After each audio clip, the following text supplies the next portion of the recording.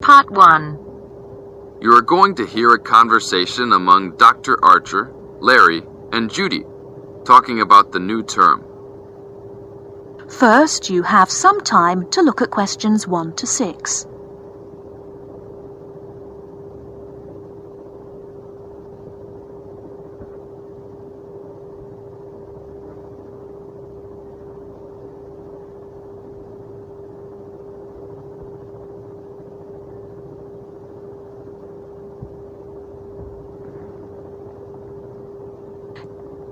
Okay, everybody, welcome back to the new term. I hope you've all had a good break and that you're keen to start on your research project. What I'd like to do this morning is to give you a chance to ask questions about the project, requirements, ways of approach, how to get help if you need it. Today is informal. It may be already written on paper, but it's nice to have an opportunity to have it confirmed. So, any questions? Dr. Archer, is there a confirmed due date yet to hand it in? Yes, I can now confirm that it's 16th of July, not 15th as first advised, okay? And what about the word limit? Well, there is some flexibility on this, but in general it's 8 to 10,000 words. Ah, I see. And you can choose your topic, anything from years 2 and 3. Yes? I still can't work out what I want to do it on. In that case, you should see your course tutor to agree on your final topic, and you should also be aware that there is special assistance available at the library on library resources if you need help on that. Can I just check on the deadlines for everything? Certainly. Look, let me write it on the board when each stage should be completed. First of all, you've got to work on your basic project outline, and that's due in to your course tutor by 21st of February. Which is only 2 weeks away, so you need to get cracking on that. Do we have to include a full reference list by then too? No, your reference list is due on 6th of April, which is 1 week later, so you have time to discuss this with your tutor. And when should we be doing the research? Well, that's over a 1-month period, essentially April to May. And the write-up? Well, you need to do quite a bit of research before you get going on your writing. So that's really May to July, with a due date for handing in on the 16th. Any more questions? Before you hear the rest of the conversation, you have some time to look at questions 7 to 10.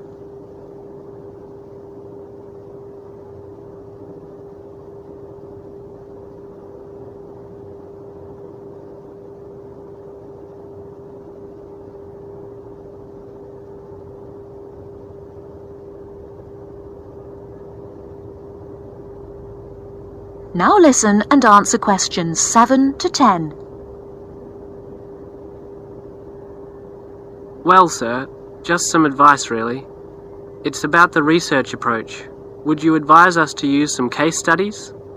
Well, Larry, I know these can be difficult to arrange sometimes, but I really feel they are of great benefit in this subject. You can always talk to your tutor if you're having difficulty. Yes? I've looked over some previous research projects that are in the library. Is that a good idea, sir? I heard... Okay.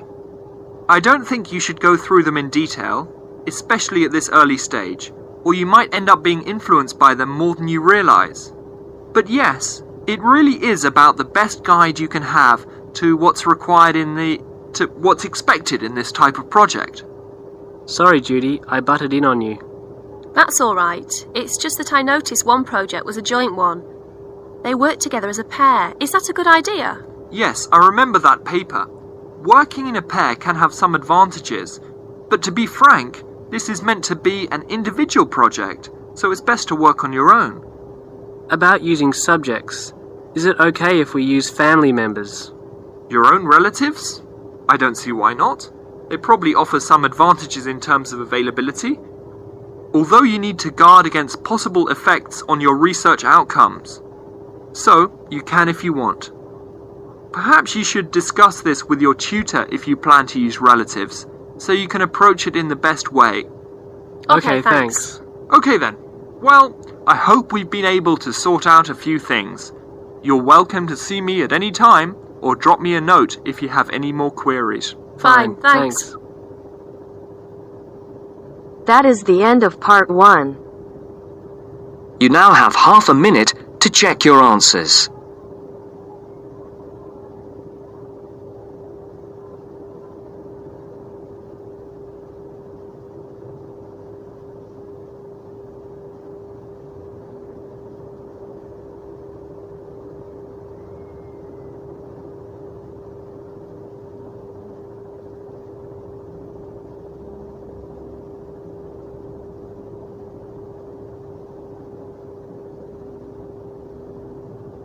Now turns to part 2. Part 2.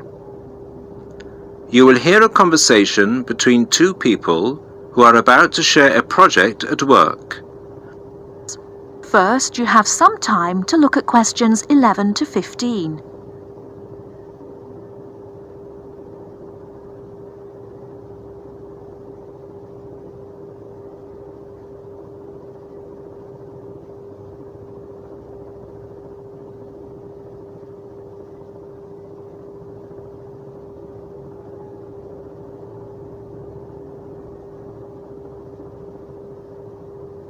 Now, listen carefully and answer questions 11 to 15. Hi Bill, how are you? I'm okay now, Sarah. But I was so ill last week. Oh dear, what was the problem? Did you eat that dodgy fish in the canteen? No. At first, I thought it was a cold, but then my head started hurting and my eyes started to go blurry. Oh, I'm so sorry. That sounds serious. Yeah, it's okay actually. I went to the doctor and he diagnosed me with a migraine. He gave me some medicine and I'm starting to feel much better. Oh, I'm glad to hear that. Well, I'm also glad you're in today because we have to work on a new project together. Oh, are we in the same section? No, it's just us. No one else. Mr. Donaldson put us down as B team because we live near each other. That could be fun. What do we have to do? Well, the project is partly internet research, then checking reference books for information to prepare a survey, which we have to use with people we know. Great! What's the topic? It's to do with shopping over the last 10 years. We have to find out how customers have changed their behaviour. Okay, so what's the first step? I think the first thing to do is to check the list of references he gave me. But my computer is in for repair, so if I check in the reference library, would you be willing to look up some references online? Once we're done with the reference checks, we can write the questions together. That's fine. I'll do the internet research. So, what sort of shopping are we looking at? Only food or goods or clothes shopping? We have to find people who are willing to tell us about personal things, like deodorants, cosmetics, soap, or vitamin creams. The other groups are doing food, electrical goods, and clothes. That won't be so easy, Sarah. Before you hear the rest of the talk, you have some time to look at questions 16 to 20.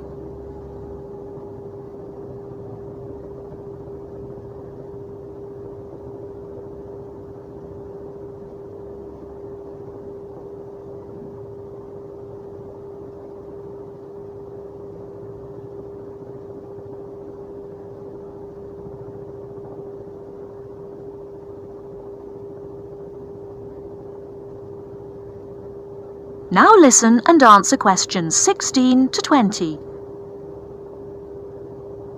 People might think those things are a bit private.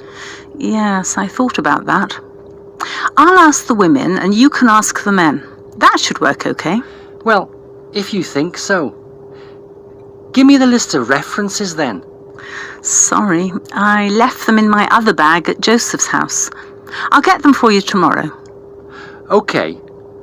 Well then, this afternoon, I think I'll catch up on the notes from last week. Can you help me, or are you busy? I've made you a copy of my notes already to save you time. Here you are. Wow, thanks, Sarah. That's so thoughtful.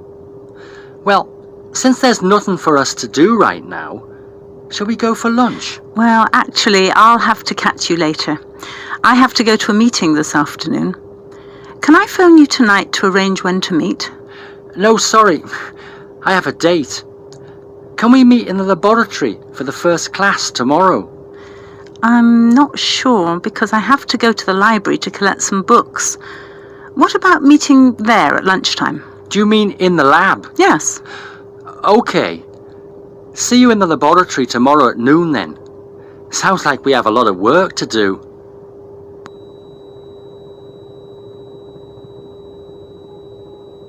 That is the end of part 2. You now have half a minute to check your answers.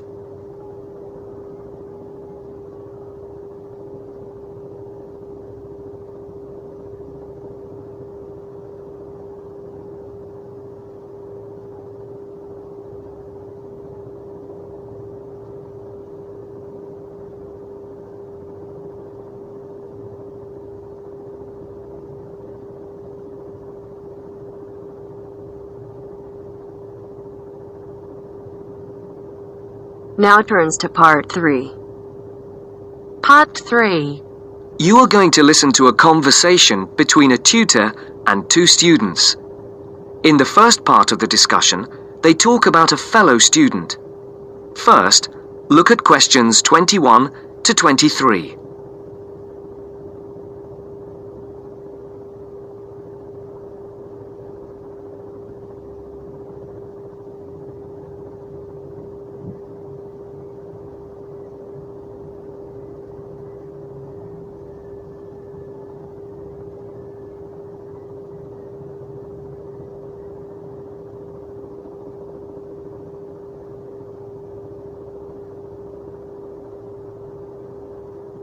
As you listen, answer the questions.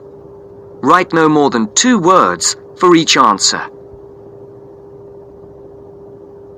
Ah, Francis and Steve, hi. Now, before we start the tutorial, am I right in thinking that you haven't heard about Lorraine? No. What about her? She's already left. What? Well, she hasn't told anyone. You sound surprised. Weren't you half expecting it? Yes, but she could at least have told us, though. We've been on the course together for the past 3 years, and it would have been nice to know. She always was the sort to keep herself to herself. Yes, I know what you mean. Did she give any reason? Well, she got that job. What? Yes, and she's been given permission to leave, as there's only a week to go before the end of the course. But she'll be back for the exam week. Oh well, we'll just have to catch her on the mobile after the class. She's gone back to Wales first. Oh dear. We'll get hold of her on the mobile. She did say that it might not be possible to contact her for a couple of weeks. Oh, okay. If that is what she wants. Before the conversation continues, look at questions 24 to 30.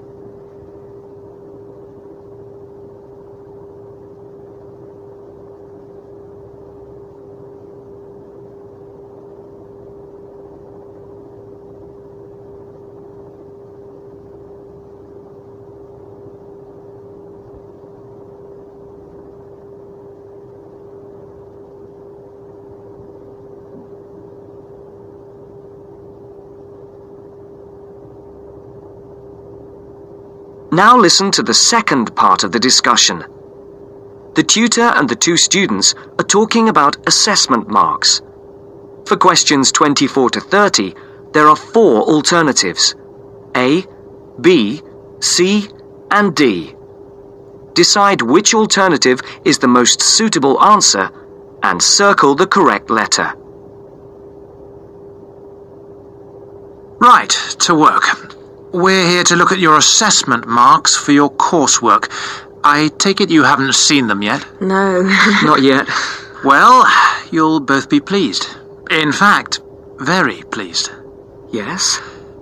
Francis, you have come out with the top mark in the year.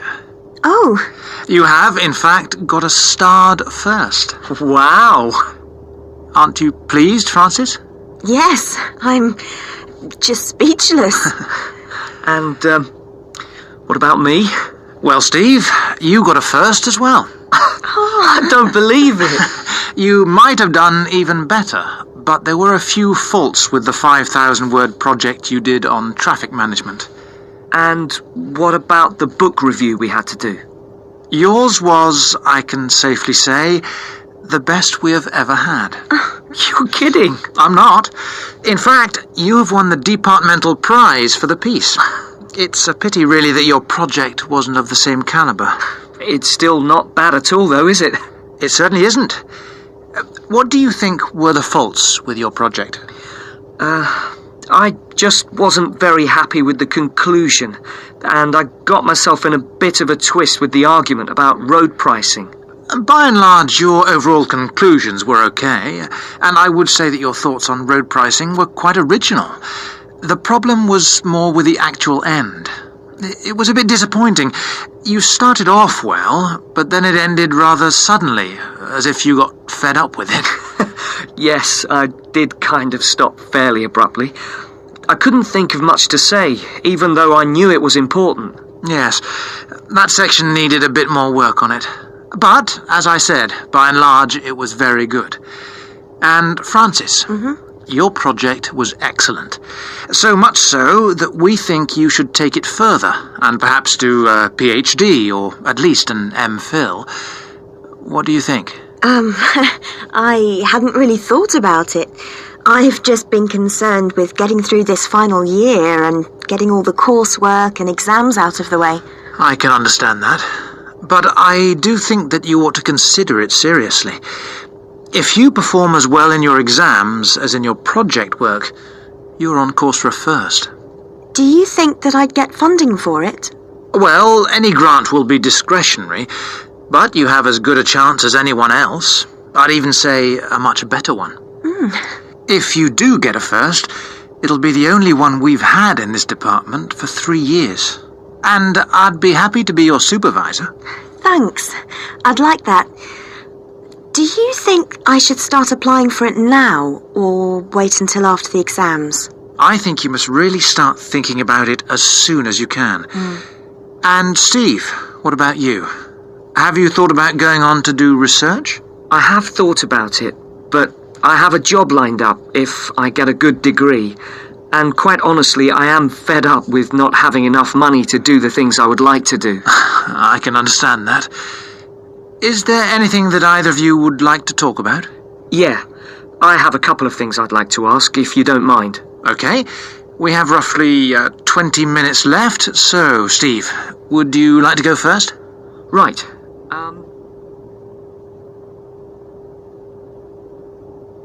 That is the end of part 3. You now have half a minute to check your answers.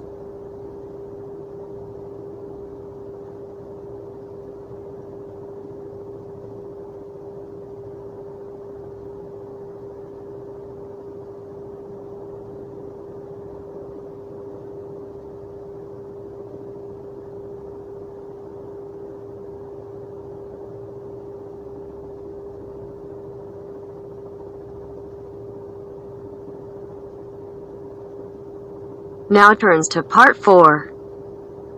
Part 4. In this section, you are going to hear a lecture. Questions 31 to 40 are based on the lecture. Before you listen, please look at questions 31 to 40.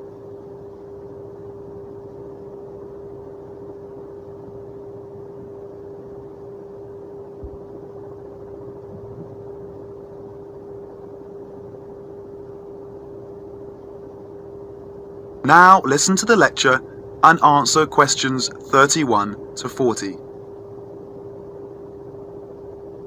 Urban and community forestry can make great differences in our lives. Each one of us can make a personal contribution. As we develop and apply technologies for a better way of life, oftentimes side effects adversely affect our natural environment.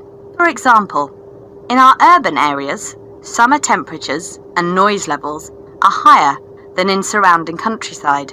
Air pollution problems are more concentrated, and the landscape is significantly altered, reducing personal health benefits available to us by reducing access to wooded areas and green open spaces.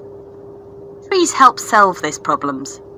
Now, 75% of us live in cities and towns, and we can act individually to improve our natural environment through planting and care of trees on our own streets, and by supporting community-wide forestry programs.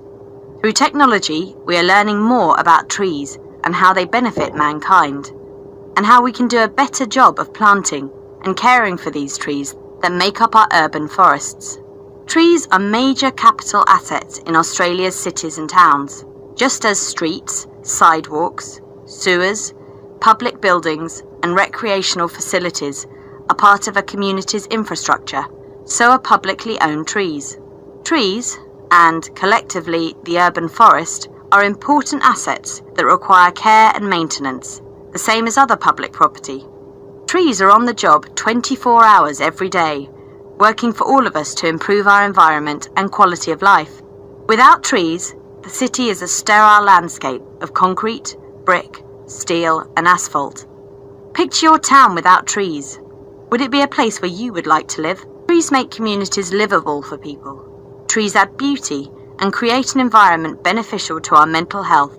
Trees impact deeply on our mood and emotion, providing psychological benefits which are impossible to measure.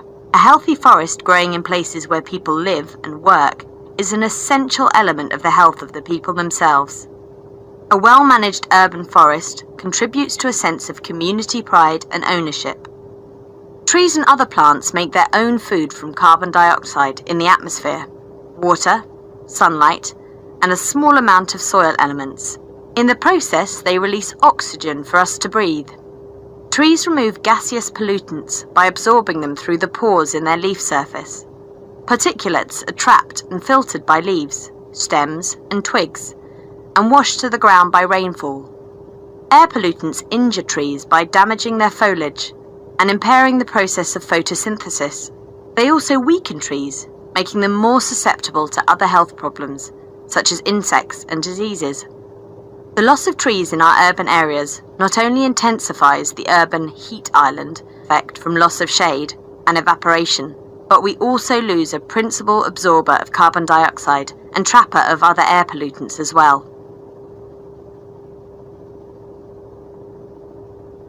That is the end of part 4. You now have half a minute to check your answers.